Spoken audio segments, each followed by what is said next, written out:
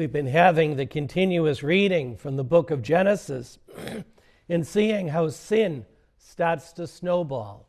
First with the sin of Adam and Eve, and now with the sin of Cain. We see sin growing.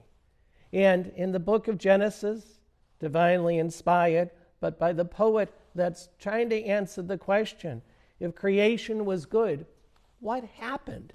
If creation was all good, then what happened? And we see in the readings that we've been hearing from Genesis, this progression of sin, but more importantly, Adam and Eve grasping after something they were not to try to be like God. And now we see in the reading today the sad understanding of brotherly Cain and Abel, and Cain killing Abel. The one line from the scripture that I want to talk about is sin is a demon lurking at the door.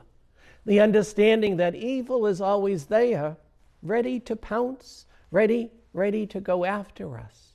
But we always have that moment of freedom. We always have that freedom to resist.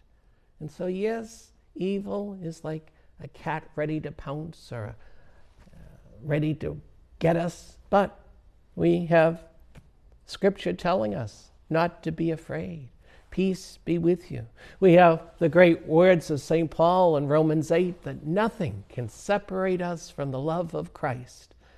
And we slowly see the whole development in our church history of moral theology that we always have freedom.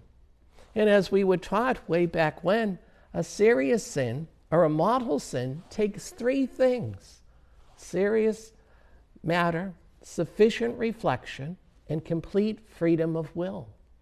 You need yes to all three of those things: serious matter, sufficient reflection, and complete freedom of will.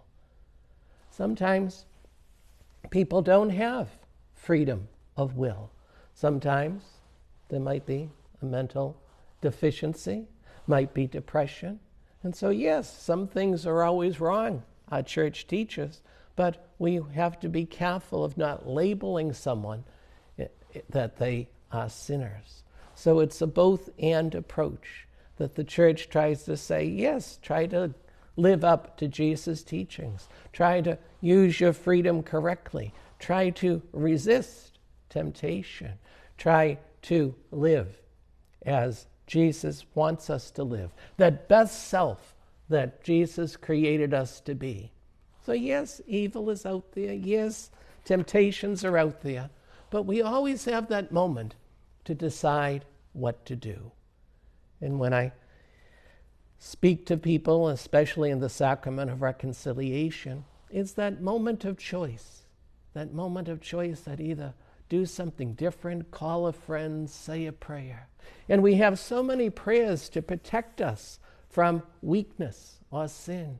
We see the great Father, St. Benedict, telling us always to remember the light of Christ's cross gives us that strength. We have the prayers of St. Michael the Archangel to protect us. We have any number of prayers to Our Lady, just Hail Mary, to protect us.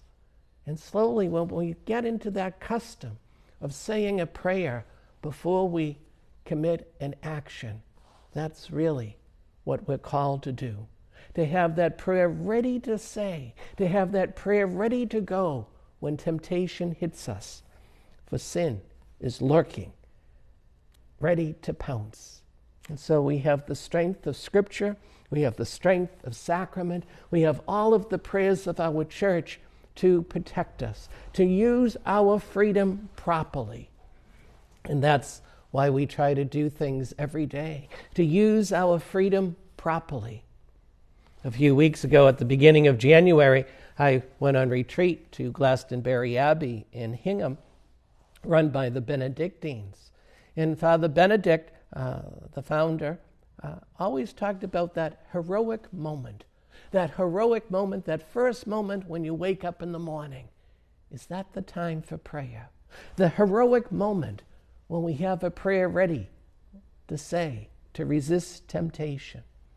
So this day, as we hear the sad tragedy of Cain and Abel, the sad tragedy that Cain went with that demon lurking at the door and misused his freedom.